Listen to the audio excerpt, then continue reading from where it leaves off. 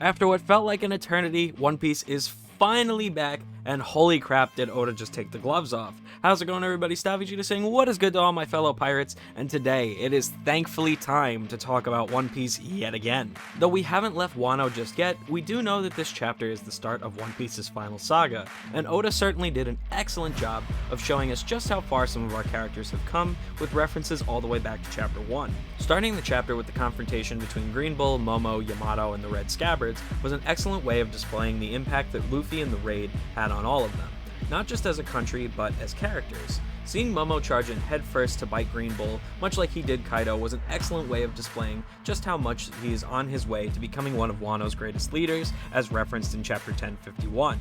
On top of this, we even see him asking no one to inform Luffy or the Straw Hats about this, as they've already done enough for Wano and this isn't their fight anymore. Seeing those who had been oppressed by Kaido the most stand tall against their foes, rather than waiting and calculating the best time to strike, was incredibly satisfying given how long we've spent with them. Even Green Bull's comment about Yamato's haki put a smile on my face, as it confirms just how strong they are, since they're being acknowledged by an admiral who's shown frighteningly little concern about people who just took down 2 Yonkos, which either says something about his strength or his youthful ignorance as an inexperienced admiral. Truth be told though, I am somewhat worried for Momo and the gang, seeing as how easily Green Bull was able to wipe out King and Queen. While you could argue that they were worn down from their fights with Zoro and Sanji, these two were incredibly strong pirates still, arguably whom were stronger than each of the Scabbards individually. We can even see Momo goes charging in, and he's able to then just be wrapped up within his vines without much difficulty. Though Momo isn't nearly as skilled with his large dragon form, to me this demonstrates why Green Bull isn't seemingly afraid of any of these forces that took on Kaido. If he has the ability to restrain someone like Kaido and seemingly drain the life force out of other beings, as he did with King and Queen, his cockiness and his ability seems less likely to stem from inexperience and rather just from how powerful he actually is. We also get a chance to see an amazing contrast between Green Bull's powers and his ideals. Though his Logia fruit allows him to become nature itself and spread it vastly around him, something that would be seen as a positive change to the world, this ends up being paired with his ideals of how society cannot survive without discrimination of beings of lower social status, which, like, holy shit, y'all thought Frieza was racist? Like, my god, this man is a psychopath. Despite Yamato landing a solid blow on Green Bull, Oda left us in a fairly precarious spot with the protectors of Wano, and then goes on to transition to the seas just outside, in which we are greeted by the red-haired Chads. Lucky Roo, as well as some of the older crew members, acknowledge just how great of a pirate Luffy has become, now being someone considered of equal status to Shanks himself. And this had me grinning from ear to ear, and was followed up by a hearty laugh as Yasopp acknowledged how he's, well, not really ready to see Usopp just yet, after he up and left to get a pack of smokes over a decade ago. However, truly the best sequence in this chapter for me personally was the one that came next. If you were to ask any of my friends or roommates from college, the one thing I have said since I started watching One Piece at the age of 19, 7 years ago, is that Shanks will be the final opponent for Luffy in One Piece. On top of this, I've always disputed any of the Shanks being evil theories. Though as usual, Shanks didn't really say too much over the next 4 pages, the expressions he had as well as the flashbacks used, and what little he did say, hammered home both of these points for me. We'll start with the Shanks being evil theories. Especially since his meeting with the 5 elders after the Reviary, many have thought that Shanks might be evil and has always had sinister intentions when it came to giving Luffy his devil fruit and his hat. However, given that he is Gol D Roger's chosen successor, I have never felt this to be the case.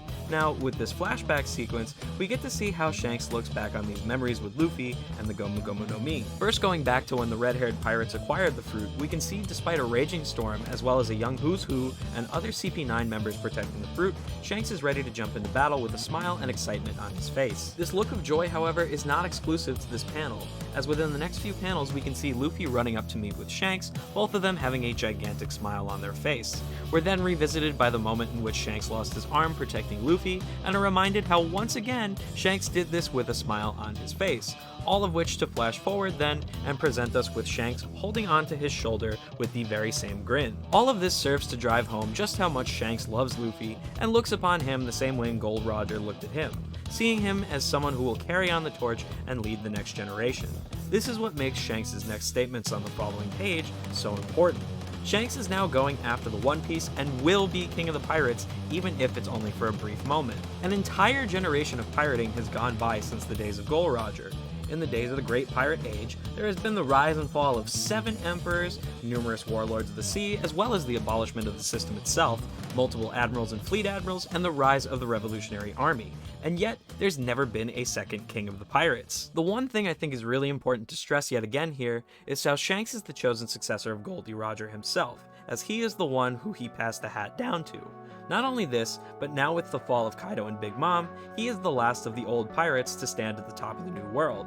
Despite Buggy and Blackbeard being older pirates around Shanks' age, as well as former pirates of the Roger and Whitebeard pirates respectively, their influence on the world is only a recent one. Despite Shanks and Buggy not being present when the Roger pirates reached Laugh Tale, it would be crazy to assume Shanks knew nothing about its location or what One Piece actually was, and it seems as though he's about to put this knowledge to use, declaring it's time for the red-haired pirates to go claim it.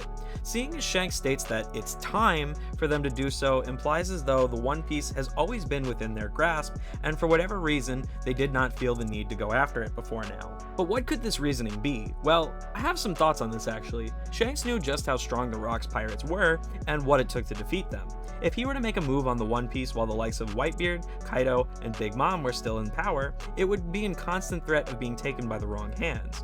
By leaving it untouched until many of the threats to the will of Roger and potentially even the will of D were out of the way, One Piece remained safe.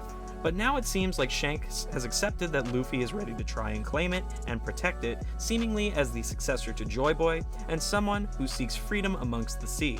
And so, a worthy successor is in line. Shanks is now ready to follow in Roger's footsteps as the chosen successor, with Luffy being the next in line. With Shanks now in active pursuit of the One Piece, it seems almost guaranteed Luffy will have to face off against him in order to claim his throne as King of the Pirates. Due to Shanks' reaction to Luffy's new status, on top of his memories of him, it seems as though this battle will be a powerful reunion of respect and admiration between the two, rather than one of animosity, with Shanks standing in the way, so to speak. It seems to me that Shanks has always had some form of plan for carrying out the will of Roger, as well as passing things along to the next generation. The last thing that I want to acknowledge when it comes to Shanks is how they are just outside of Wano, where we now know Pluton to be located.